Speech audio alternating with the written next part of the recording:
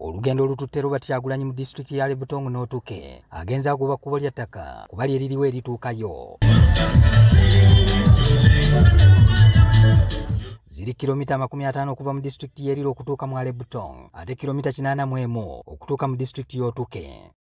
Enkuŋŋaana agenza azikuba mu kkubo mwasinkanidde abawagizi mu tawuni ya Loy gy'asoose n'adda mu katawuni ka Kura mu district ya Lebutong. For a long time they've separated us. For a very long time they made us each other's enemies. We are not each other's enemies. We are equal Ugandans.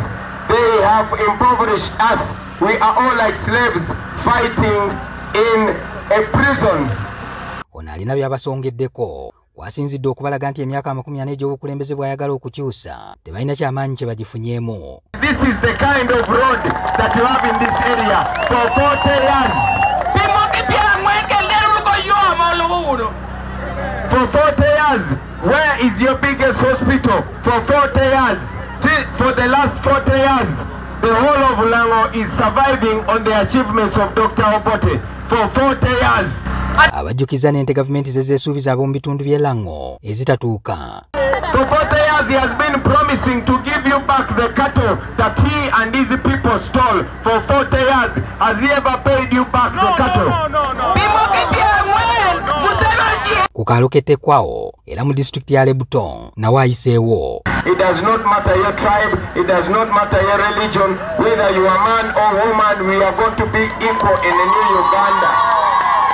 Abadde ayolekedde otuke ng'ebula kilomita ezitawera 10 nga n'ebipande bimwaniriza mu district bitandise okweyoleka n'asanga omugga gwa Park nga gubooze.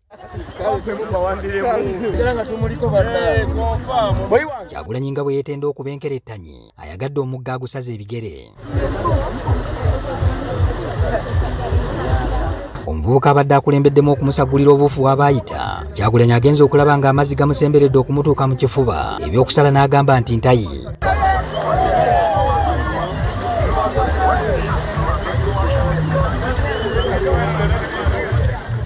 President wa NUP Robert Kyagulanyi ebyokugenda otuke bifuuse bya komekome nga erigendebwa ebbere oluvannyuma lw'okusanga omugga guno oguyitibwa Apak nga gwasaze era ebadde ebula kilomita nga 4 okutuuka mu district y'otuke wano waakomye n'atasobola kutuukayo.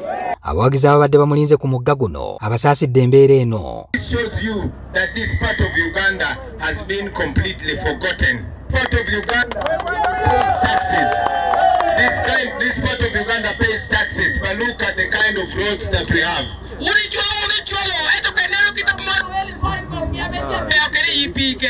The state of this road shows you the state of the schools, the state of the hospitals, and the state of livelihood in Uganda. Abasabye baggule amaaso balabe ekizibu ekiva. Now, I want you to open your eyes. The most important thing today is to open your eyes. They bring you 5,000 shillings, 10,000 shillings, and a yellow t-shirt. And after 5 years they do that. This is what you get in return.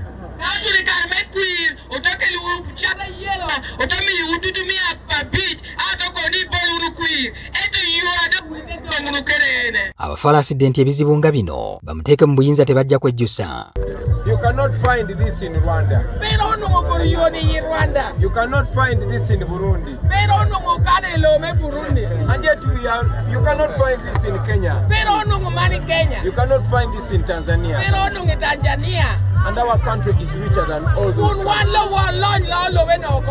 Abadde akyusa obuufu ebyotuka abimma amazzi nebaayo omugezigezi amulagiridde ayite mu kkuba eddala ery'okwekooloobya limutuuse mu district y'otuke. Yeah, we have decided to go around and see to find a different way. Kyokka n'eno ebidduka bitubidde nga byakusindika.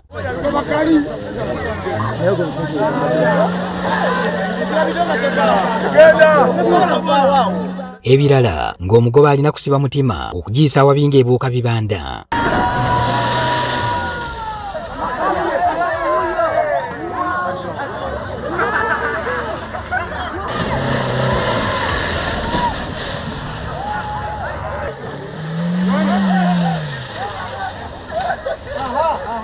Kyokka n'eno alina watuuse n'alemererwa ebyokugenda mu district y'Atuke n'abinnyuka. Yeah, but now because of this, we just have to go back to Lira, then to Soroti. We have to go around and around. Here is a very short distance to Abim. But now we are cut off. Kugamba tulemeseddwa okutuuka otuke essaawa ziri 11:00 wetugamba ate kwetooloola tuyinza ate okumala essaawa endala 5.